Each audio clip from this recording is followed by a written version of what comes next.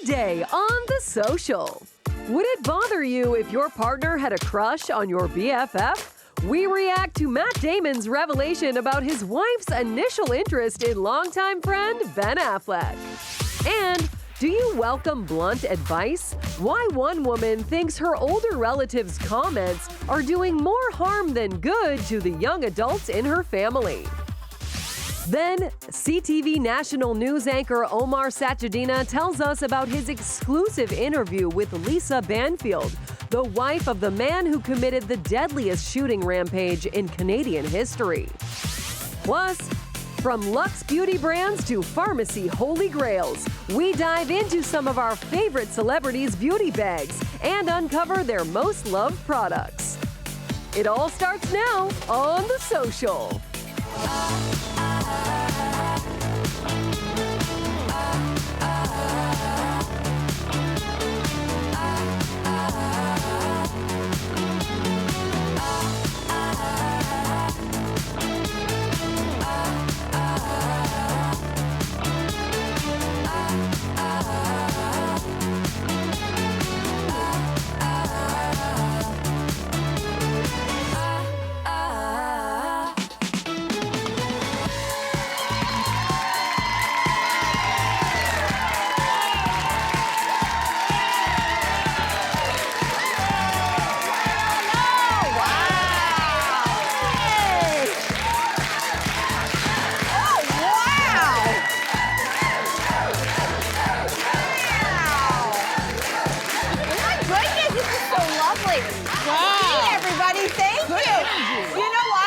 I know this is like really serious Wednesday energy, which we love, but I also hear that the dairy farmers of Canada might be in the house. Hey! And, you know, I don't know about you, but we love our dairy. I do. Okay. Welcome, everybody. We'd also like to welcome our first guest today, former pro football player, Grey Cup champion, and media personality Henoc Muamba is back. Welcome back. Yes, thanks for having me again. Good to have you, my friend. Okay, everybody, this first story a little spicy. So we all know who Matt Damon is, right? Matt Damon. Well, he and his wife, Luciana, they've been together for 23 years, which is an eternity in Hollywood. But during a recent appearance on the Howard Stern show, Matt revealed a little secret about his marriage that involves his best friend, Ben Affleck. Would it bother you if your partner was first attracted, your partner who's in the audience, your lovely wife, what if she was first attracted to your best friend before getting together with you? Matt is a better man than me. I don't know if I can handle that. But obviously it's better the fact that he didn't find that out till a little bit later. But if I knew in real time, I don't know how I'd be able to deal with that. Be in the same circle together and knowing that what kind of thoughts are going through your head. You know exactly what's going through your head. Exactly, and I wouldn't be able to handle that. I'm not gonna lie to you, Mel. No. Okay. But even if it was like, you know, 25 years have gone by. I'm making that up. It's been a long time since that movie, for example. So, like, even if it was people, not everyone ages the same way, right? So, if it was somebody who was, you know, she was attracted to like 25 years ago, and then you can see that guy now, it would still bother you? It would still bother me a little Really? bit because I don't know, like, and then I'd wake up maybe in the middle of the night and I'd see you enjoying your dream a little too much. I'd be like, what are you dreaming about? Who are you really dreaming about? Is it me or is it my boy? You know it's your best friend. Exactly. So I don't want to deal with that. Yeah, you know what? I'm with you, and this happened to me. This happened to me. And look.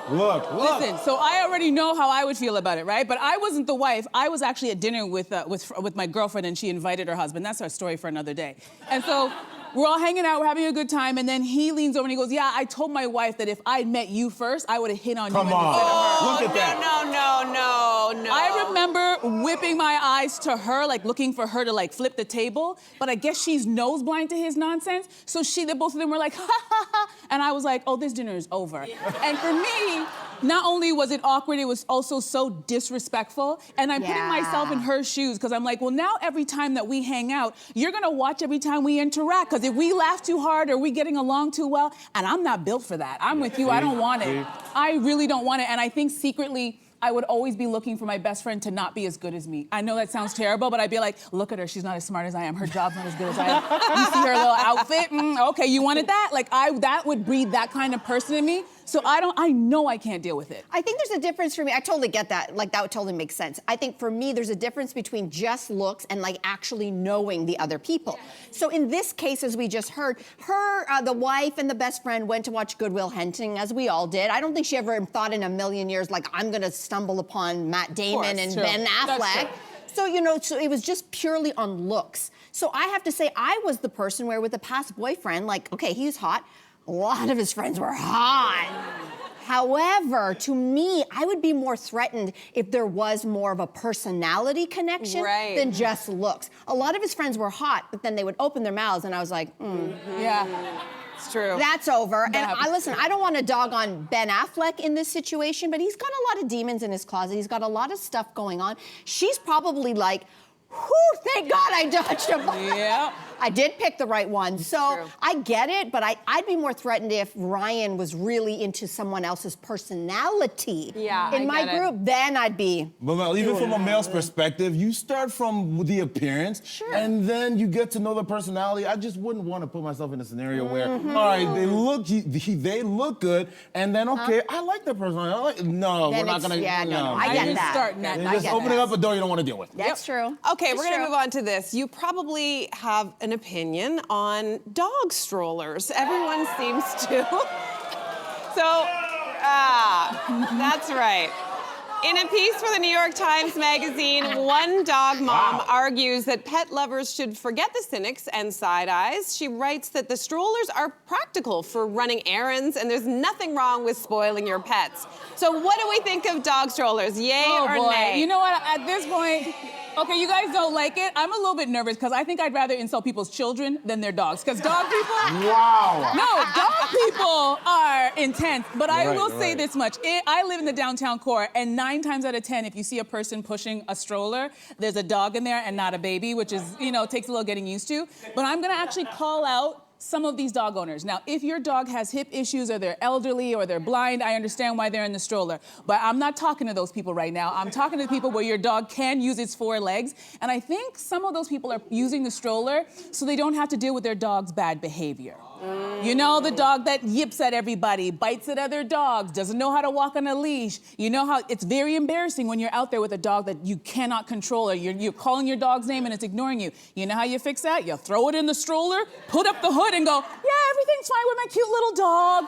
So I think a lot of people are doing that so they don't have to deal with the real problem that their dog has. You know what? Listen, I'm gonna flip that. Like, what came first, the chicken or the egg? Yeah. The reason why your dog is misbehaving is because it's in a terrible stroller. So I'm gonna say this, as a lifelong dog owner, and I will say this, I've always had big dogs. Your dog would never fit in a stroller. No, never. Good point. Not in a million years. She's a Doberman. It's not. It would look pretty funny. But to me, the reason why I love big dogs and why I love animals in general, because they are, first and foremost, sorry to newsflash you, they're animals. You know what a dog is supposed to do? It's supposed to get up, it's supposed to run, it's supposed to sniff, it's supposed to socialize. If you want your dog in a thing, what makes it different than having a cat? Well, like, if you really, really think about it. So to me, I think dogs were meant to run and to play and to sniff and to be dogs. And if you don't want that, I don't know why you have a dog. I'm not a dog guy. I don't have any pets either. Okay. But aren't you supposed to have the dogs to take them for a walk? Sure. But I mean, not all dogs are the same. Like, so maybe some dogs, like you want to go on a really long walk and you got like a little dog that can only go so far. And listen, I mean, like, there's something kind of joyful about it. Like somebody who's really leaning into their dog experience. Listen, I would much prefer someone put their dog in a stroller than have it run rampant, run off leash, and also pooping all over the streets. If this means that your dog's poo stays in the stroller, I'm all for it. That begs I'm so sick of stepping on it. But that begs the question. Okay, so that's a very good thing that you brought up. So if we all know that you take the dog outside so they can go to the bathroom, but if the dog is in the stroller, where is the dog going to the bathroom? They take them out. They go like this. But how do you know? How do you know when the dog needs to go? Well, you all know your dog. You know. Can I say? Yeah. Here's it. I just got a dog, but it's like I don't know exactly when she's gonna poop. Especially if I'm pushing a pram. I don't know. You will learn her. She will start to tell you. Let's take a step back too. If the dog has issues, whether it's barking all the time or running around all over the place, I feel like getting the stroller is kind of putting a Band-Aid on a larger issue. That's what I was just saying. And then we all know Michael Stroll, right? Michael Stroll? No, we don't. Yes. Michael Stroller was the guy who invented the strollers, and I don't think he invented it for that purpose at all. So I just don't think that it's meant for that. You're right. That's not why why he did it. It's not why he did it. You're right. Oh my goodness. I think our show just made some enemies. I know. Sorry. I told you. Jay, if you're eating and feeding your pet, we're happy. Great, wonderful. Yeah. Let's take a break. Hey, let's take a break. Okay, we're gonna ask you this question next. Can blunt advice actually be good advice, even if it hurts hearing it a little bit? Okay? We're gonna tell you this scenario and what you think after this.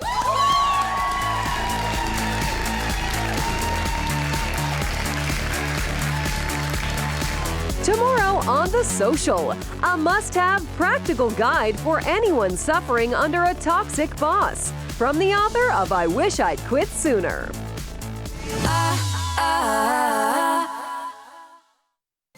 This week on The Social, the winner of Canada's Drag Race Season 6 sashays into the spotlight to spill the tea on snatching the crown.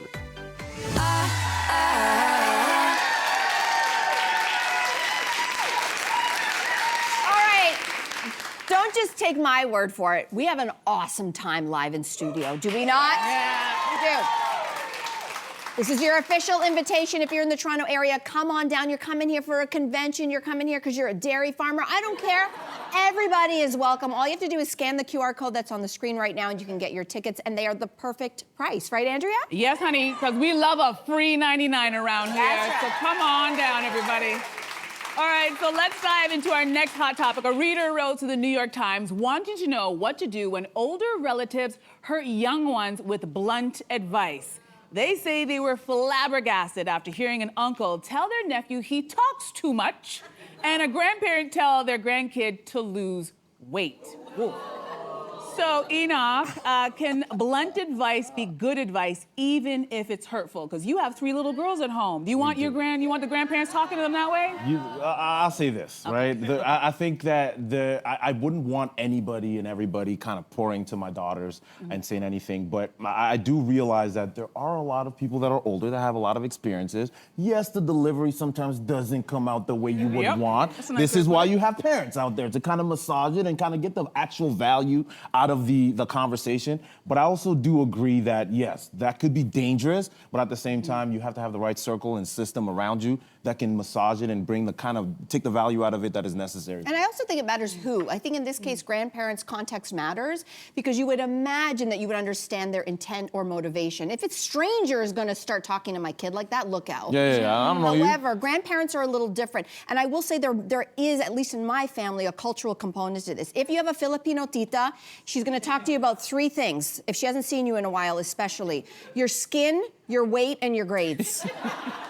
Every single time. And here's the thing, I'm not even mad at it. We were all subject to this because it actually is not a criticism. It is coming with love. Okay, wait, so wait, the wait, motivation matters. It is criticism, though. If No, I'll tell you why. So the reason why it's not criticism, because the motivation matters, don't you think? I guess I was raised Italian, and I don't know how I escaped the criticism, because I know I had people in my family, extended relatives, who got the same, very similar themes, right? It was talking about someone's weight. Oftentimes, you couldn't be the right weight. You were either too big, but then eat more because you're getting skinny, you're disappearing, right? Yeah. So like that kind of things, talking about people, especially girls' bodies. I think the research shows time and time again that this is not a place that we should be critiquing. We should not be talking about people's bodies, even if it comes from supposedly a place of love. And so I will say this, I get that, right? Like, and we know better now. We've come a long way in understanding child psychology, especially with girls. I get it. I got all of those comments growing up, and I'm okay, and I'm gonna tell you why I'm okay. But lots of people are not okay. I get it, but some people are. Yeah. A lot of us are. So there's room to have both discussions. In my family, when the titas would say that to you, it's because they were coming from a place of being an immigrant. They came here for opportunity. So they came here and they said, we want to give you everything possible to succeed. So in their eyes, if you're coming home with a bad report card and all the titas started talking, they're like, we came here to give you opportunity. So we want you to do the very best that you can. So it's actually can I say this? Some of the way that they would present things was actually their love language. So I harbor no ill will. I think grades really here's the deal. push I think both of you are right. It can be hurtful, and we know more now. You know that one little comment from an uncle to an 11-year-old girl can stay with her well into her 30s, and then it's like that's the start of the eating disorder. We know that now. That's right. And you're also right. Sometimes those things are just said out of, and it's culture. I'm Caribbean. It is culture. You walk in the door before you take off your coat. You put on weight, and you're like, let me put my purse down first. Oh my gosh. But I will tell you this much. The idea of trying to change those people, forget it. The older relatives, you can talk to them all you want about this new age stuff. They're not budging. This is who they are, and I have accepted that. And I'll admit, I'm a little nose blind to those comments until somebody from the outside of our family comes in and I go, oh, they don't know about Auntie Laura now. Ooh, they're about to find out. They're about to find out. And it's not until then, but I'll tell you something else. I've been to other homes where the culture is different and they have a lot of silence. And it's not that they're not thinking the same thing, but they don't say anything. They're very passive aggressive. And I'll tell you, after having experiences in those families, I will take a blunt auntie any single day because at least I know exactly what you're thinking. And there's a trust in family that you know I'm not trying to kill you. Right. I'm saying it because I love you and that's something that I've noticed. Right. And I could not imagine being with a family member who has all these thoughts and you're never saying it, but there's this air of I think there's a way to sarcasm. I just guess here's what I come back to is what is the goal? If ultimately the goal, if you're just doing it because it's what was done to you and you're just continuing that trend, you want me to ask Auntie Lorna why she's asking me every time why I'm not married? I don't know if you could ever. I think it's a battle that will never be won. Sure. You're not like it's so culturally deep that it's a battle that you don't want to spend too much time, resources, energy in it. You're not going to lose it, and then also the value out of it, though. The reality is, look, these girls, or our girls at least, they're growing up in a world where we can't always protect them, right? Sure. They'll see something, or hear something from somebody else, whether it's a teacher or friend or somebody that might be extremely hurtful. I think it's a teachable lesson time as well there. It's like, okay, they said this is what they really meant, or completely reject it. Say, hey, no, that's not your portion. That shouldn't be what you know what I mean? But if there is value in it, then go ahead and kind of bring it to the forefront. But it's not a generational thing, because I do have some younger cousins who have taken the baton and they have a lot to say as soon as you walk in the door. I'll tell you this, Andrea. Talking to you, Charlotte, but I love you, girl. I had a lot of never played professional football uncles that kind of gave me advice on how to be a professional athlete. And even on the media. So, it happens all the time, but you learn to kind of sift through the advice, however blunt or even hurtful they might be. Okay. Okay, we're going to move on to this. Oh, it's kind of like a little okay here. People on Reddit are sharing their oh crap realizations, things they've recently found out that they've been doing wrong for years. For instance, someone said they just learned you should close your mouth when you blow your nose. So what is a realization that came to you after many, many years of thinking? Oh, okay. This is not an oh crap. This was the other day. We have a wardrobe. We have our stylist. And I was putting on a shirt and it felt really, really weird. And I was 48 years old the day that I learned that men's and women's shirts have buttons on different sides. So if you're wondering, if you look, okay, the buttons are like the flap. Look, it's on Apple. You didn't know? See? You guys didn't know? I had no idea.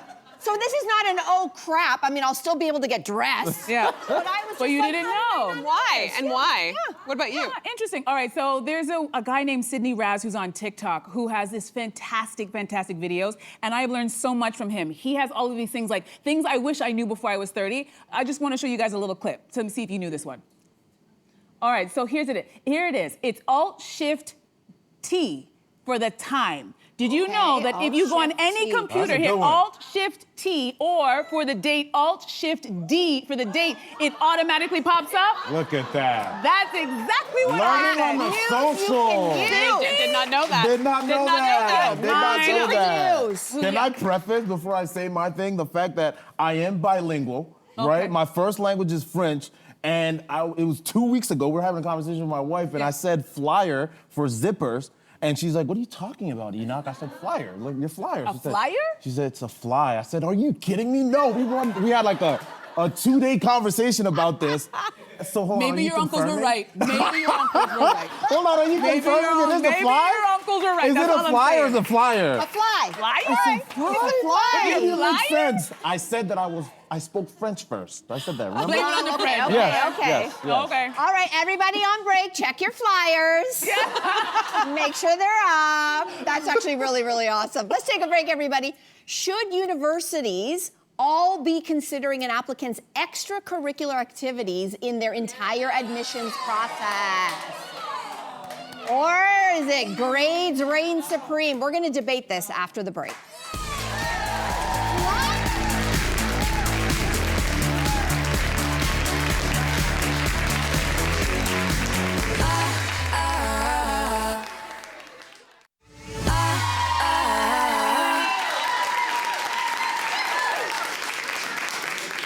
All right, this is a big topic. The Toronto Star is reporting that with stiff competition for spots in really sought-after programs, some Canadian universities are going just beyond looking at students' grades, and they're now also really deeply evaluating students on their community involvement, their life experiences, their goals, all those extracurriculars. So should extracurricular activities be considered as part of a university application? And if I can go one step further, how much weight should we put on those? Henoc? I think it's so important, is very much necessary. I think that when you look at what extracurriculars, and I'm obviously with my sports background and having played for over a decade professional football, there's so much value that comes out of that, beyond just the wins and the losses and trophies and all of that. And it allows you to be such more of a well-rounded individual. And when you can take these values that these extracurricular activities kind of bring to you, you become a better professional, regardless of the industry that you find yourself in. All these standardized tests, as hard as they might be, yes, you got to study and everything, but people become experts as passing those tests. But are they really a competent professionals in their fields when they do go? Because at the end of the day, life, and these MCAT, LSATs, all of these tests, they're tough, they're challenging, yes, and you can pass it, but life always happens to everybody, right? So when life happens to you, how are you going to respond? And these extracurricular activities, I think, allow you to kind of exceed and succeed. I think you're 100% right. I just wonder what we mean by extracurriculars. And I think people automatically think sports, and I don't know, I think that it's incredibly valuable, but I think it can be many different other things. And I don't think this is arts, exactly. So what are we talking about? lessons. Volunteering, like all these absolutely. different kinds of things that showcase who you are. And to me, this is nothing new. Like, this is something that in the arts programs, like, I had to do this in order to get into a university. I had to volunteer at a TV station, learned all the things, wrote them down, did volunteer work, all those kinds of things. I guess what I wonder is like, why we're here, and what's the flip side of this? Is you're just looking at marks? And how did we get to the point where we have so many people who are getting A+, and that's why we're needing this extra element it doesn't really make a lot of sense. I'm on the opposite end of this conversation, and I'll tell you why. Because when I was in high school, I had to get a part-time job so that I could afford to do things for myself. I also had to help take care of my younger sibling, and I didn't have time for extracurriculars. But I worked really hard, and I was very ambitious, and I wanted to get into university. And so listening to this conversation, if someone said, well, you wouldn't have gotten into the university that you went into because you didn't have all of these extracurriculars, you just had a part-time job, I would be like, excuse me? I worked really hard, and I deserve to be here. And also, what we're not discussing with this, right, is that all of these extracurriculars, this is a socioeconomic issue as well, because a lot of these extracurriculars cost a lot of money.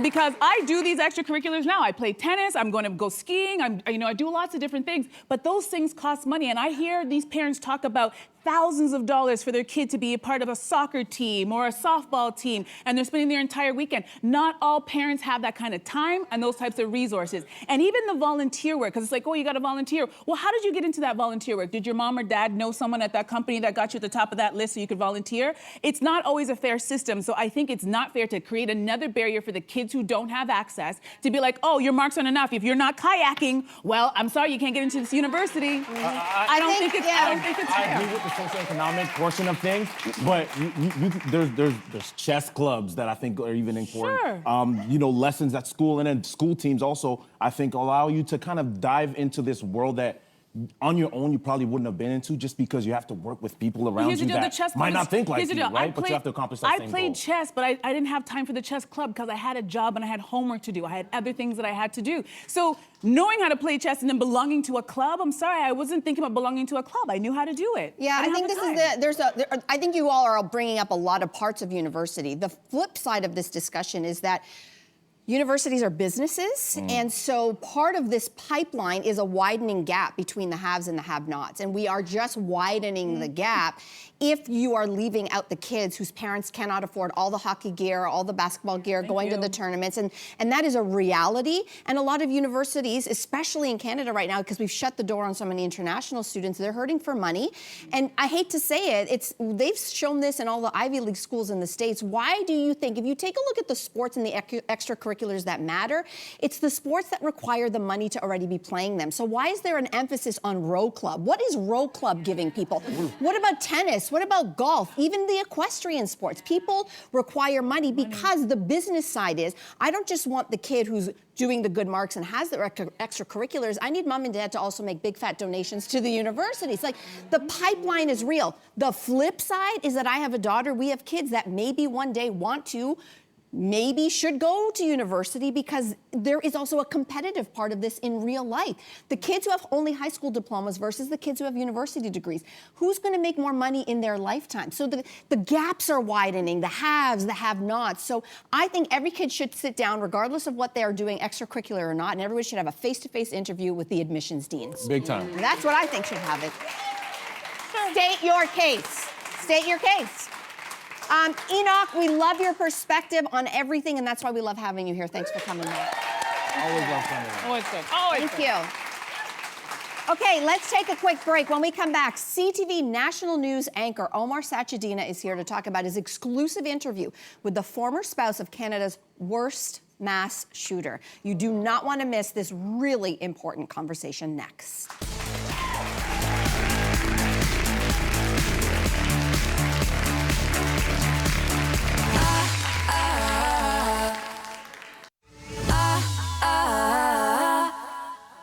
Welcome back. In April of 2020, Gabriel Wortman shot and killed 22 people across central Nova Scotia, committing the deadliest shooting rampage in Canadian history. In a CTV National News exclusive, his common-law spouse, Lisa Banfield, details the nearly 2 decades of abuse she endured at his hands before he was shot and killed at the scene. Take a look. Why did you want to do this interview? I want people to know that you can't judge anybody.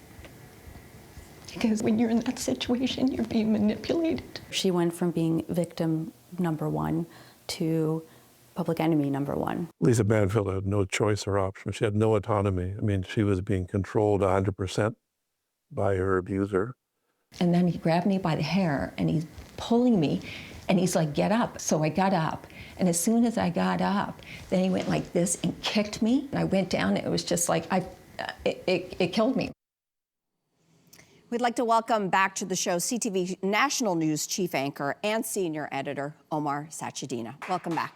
Welcome back. Omar, thank you for doing this interview. Let's go back in time. Gabriel Wortman was known to the police long before this rampage happened. Talk a little bit more about that. Yes, Cynthia, you know, it's one of the most powerful interviews I've done, and thank you to Lisa Banfield for trusting us with her story. Not an easy thing to talk about, and we certainly didn't want to re-victimize her, but she wanted to come forward to try to help others. You're right to say, you know, Gabriel Wortman was known to police. He had been convicted on abuse charge before. There were people who had called police before. A mass casualty commission found that they didn't sufficiently do their jobs. They didn't sufficiently follow up. Lisa Banfield, for 19 years, suffered horrific abuse at the hands of this individual. And we mentioned that there were 22 victims the night of that massacre, and she too is a victim. And I think, you know, one of the main takeaways from this piece is that, you know, it's her story, it's her words, and she is speaking out now because she wants to help other people. It takes a lot of courage to do that. So talk to us about the abuse that she endured the night of the massacre. Well, the night of the massacre, it started out pretty okay. They went for a drive. They were celebrating their anniversary, exploring the back roads of Nova Scotia. They come back into their house, and then he has a call with friends in Maine in the US, and then something just switches. And keep in mind, this is the early days of the pandemic. Lisa describes his paranoia. He was becoming more and more isolated. He was hoarding hundreds of thousands of dollars worth of cash, ammunition, guns, and something switches. She says, you know what, I'm going to bed. I'm calling it a night, and I just want to, you know, escape from the situation. He comes back into the room. She hears a swooshing sound. He's basically pouring gas everywhere. busts down the door. She describes herself as being naked in bed, beats her, crushes her phone, and then says, "Follow me," locks her into the back of a replica police cruiser. She escapes and then crawls, and keep in mind, she's not wearing much. It's a chilly April day, and she finds refuge in the hollow of a tree for hours as she hears gunshots all over and sees fires in the distance. So just horrific what she experienced. Yep. Is it true, Omar, that the police didn't originally see Lisa as a victim in this case? It's true. It's it's a bit more of a gray area. The Casualty Commission found that this was a situation where police did not have the adequate resources of treating this individual as somebody who had been abused for 19 years. She gave them 4 interviews. The last one was at the site of that hiding spot in Portapic. They showed up with cameras, videotaped the entire thing. She describes it as being an absolute ambush because she didn't know she was being recorded. And then they stunned everybody and charged her with supplying ammunition. Now, this is something that she admits to, charged her and 2 of her relatives. But she says, you know what, I did it because I was under his control, and I thought that he was preparing for the end of days. He at no point said that he was gonna massacre 22 people, right? And so the expert in the story that we played off the top, Peter Jaffe, a world-renowned expert in domestic violence, said that she was under his control, and this started off with him slowly isolating her from her family, then got into an abuse situation, then eventually ended up with this horrific massacre we saw. The other reason this story is so important is that even though it disproportionately affects women, I mean, staggering statistic, once every 6 days in this country, a woman is killed, but we have to underline that it's not just women who are victims of this. There are men who are victims of this as well. So it affects all of society, and it's really about a societal failure at the end of the day. And there really has been a surge in gender-based violence. I mean, I feel like in Canada, I mean, maybe around the world, and some of this is connected to being something that kicked off during the pandemic. But what did the experts say to you that you interviewed about Lisa's situation specifically? Well, she was a prime target, right? This was an individual whose father abused her physically, who, while she was babysitting, while she was young, she suffered the sexual abuse at the hands of the father whom she was babysitting. So when Gabriel Wortman found her, when they met at that Halifax bar, he saw somebody as a prime target, somebody who he could really exercise control over, manipulate, and do that over time. It's easy to come to a very simplistic and reductive explanation and all of that and say, she should have left sooner. She should have done this, or that is victim blaming, right? Yep. The question we should be asking is not why she left sooner, but why didn't society fail to stop somebody like him sooner, right? Yes. That is the real question here. Yep. And so the hope is here that people are able to get the supports they need, which was one of the major lessons of the Mass Casualty Commission, that this was a failure. But really, it's about coercive control. And in her case, it's to me what my takeaway was. This is not a woman who is weak. I mean, this is a woman who has been abused multiple times throughout her life, has not only got back up, she's standing, she's got the mental strength to write a book and to try to help others and hold everything she's experienced.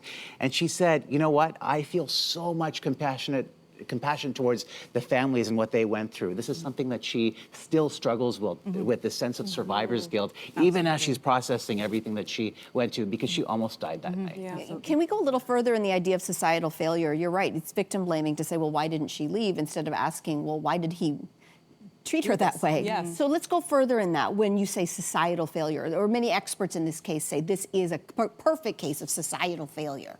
So what are we doing with our police, right? The purpose of the Mass Casualty Commission was to enlighten. I mean, we had evidence of that right there, 22 people killed, and also the victim in Lisa Banfield. But, the experts are still saying that there are serious gaps out there. We have to raise, again, predominantly women who are the victims of this, but men too. But we have to raise men and boys who understand and can be, have the ability to deal with their trauma. Gabriel Wortman's great-grandfather beat his grandfather, who beat his father, who beat Gabriel Wortman. This is multiple generations of abuse that he suffered that clearly wasn't dealt with, right? So we have to address that issue. We have to raise women and girls who are resilient, who are strong, who have a sense of self-worth, who will not be manipulated by individuals, and who can stand back up. Big. What an important interview, and Omar, I couldn't think of anybody better than you to be conducting this. So thank you so much. Thank you. Thank you. Okay, so you're wondering, when is this going to air? The CTV News special will be airing Sunday, January 18th, right after the NFL, and then available on Crave the very next day. We certainly hope that all of you will watch this really important interview. Let's take a break, and we'll be back right after this.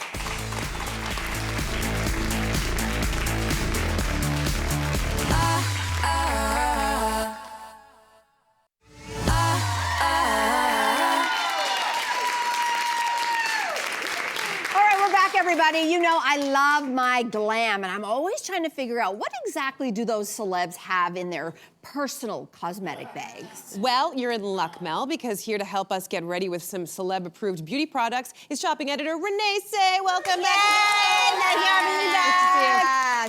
Okay, Renee, we're gonna start. We got a lot to get to. We're gonna start first with skincare and a brand that has an absolutely celebrity cult following. So it girls like Bella Hadid, Kernan Shipka, and Emma Chamberlain, they all swear by Biologique Recherche. So what did you bring from them in your beauty bag today? So this has a celebrity cult following for a reason, and I brought their beloved product, the Lotion P50. The toner is a legend among celebrities and their facialists because it exfoliates, it cleanses, it purifies the skin while maintaining that pH balance. So you'll find this on a lot of celebrities and editors, like beauty editors, top shelf. So how I like to apply it is like I like to put it on a cotton pad. So this is a toner, you said? This is a toner. This is a toner. Yes, it's a little confusing, but yeah, lotion in French skincare, it means toner. Okay. A lot of the time it is actually toner. So yeah, it comes out like pretty clear. You can see the consistency, and I just like swipe it all over my face, around my eyes. Okay, and this is before you put on your sunscreen? Before you put on your sunscreen. So right after you cleanse your face. Okay. Right after cleanser, this helps like balance out your pH. Okay, great. Yes. Okay. Up next in this beauty bag, you have a skincare item that Mila Kunis uses in the mornings. It is Tower 28's SOS Rescue Spray. Why is this on the skincare lineup? I love this product. So this is the Tower 28 SOS Rescue Spray. She uses it first thing in the morning, right before she cleanses her face. It's a dermatologist-approved toner that features. It's good. It's a good spray. Go for it. Okay. Yes. Okay. Right. It's a nice spray. Yep. And it has hypochlorous acid. So it actually calms any irritation, reduces redness, and it keeps those flare-ups in check. So this is a good one whenever you feel like your skin is getting like a little irritated, some redness. This actually helps calms it down. Calms it down. Okay, we like that. Okay, everybody, there's something in my beauty bag that heated rivalry star Hudson Williams swears by. Yes. This is in his routine, and it is the Aquaphor Healing Ointment. Oh, we love us some Hudson, don't we? So he's got that too. This is the same product in a different container. How does he use it? So when he shared his skincare routine on the Cut, it went viral. And the holy grail of his routine was this Aquaphor Healing Ointment. He uses it on his lips to keep it super moisturized. Who's he kissing? That's right. That's right. So keep it running because it's one of his pet peeves, having chapped lips. So it has panthenol, has glycerin, so it helps moisturize, nourish, and protect the skin while it heals. Beautiful. So you can put it all over your skin, and it'll. No scent, really. No scent. No really scent. No, which and is you know really it's great. good. Yeah, beautiful. So up next, I've got the NARS's Radiant Creamy Concealer in the bag here. And you actually say that it's a favorite of Simone Ashley's. Yes. So what makes this so special? Oh, it's also another good one. So she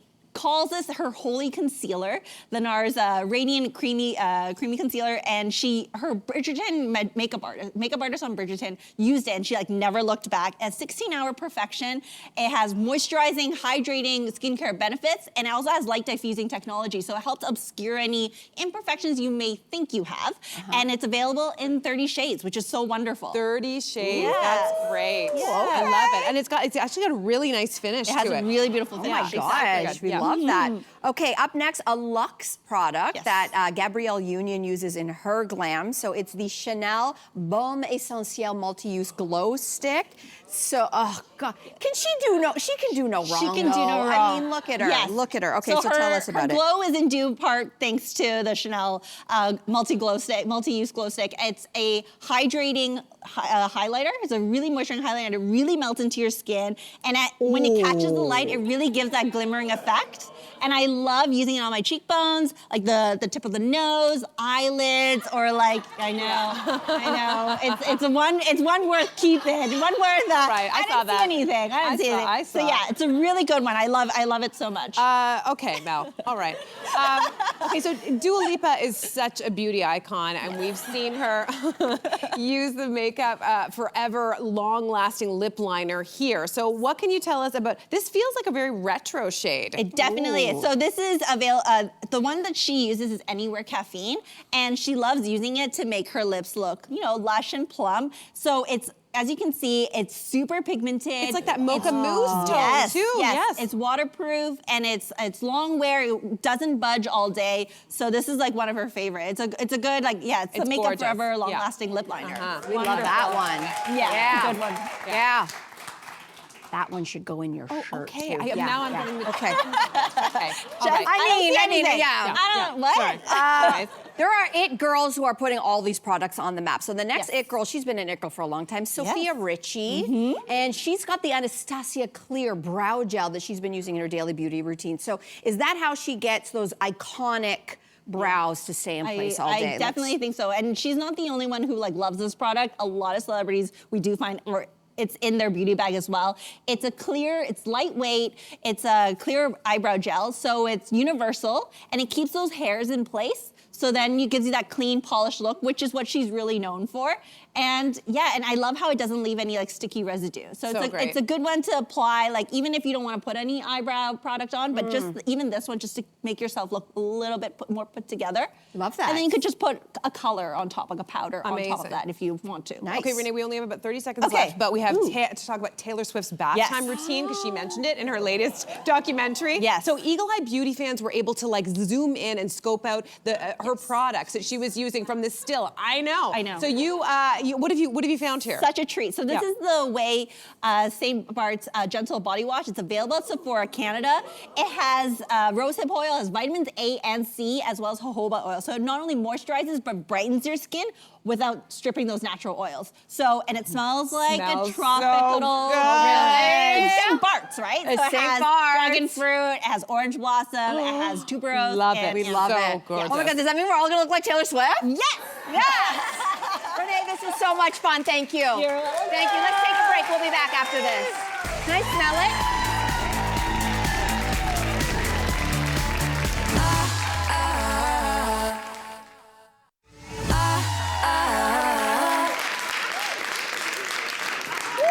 Okay, any true crime fans in the house? Okay. Tune into the show tomorrow because we've got the creator of the Canadian True Crime podcast, Christy Lee, who's going to be here to chat about why is it that the genre seems to appeal so much to women, okay? That's on tomorrow's show. Also, should you invest in salmon sperm for your face? I'm sure there's a joke in there somewhere, but we're going to let you know when we discover the biggest skincare trends of the year ahead. Thank you so much for joining us. I hope you had fun. Thank you for tuning in. See you tomorrow.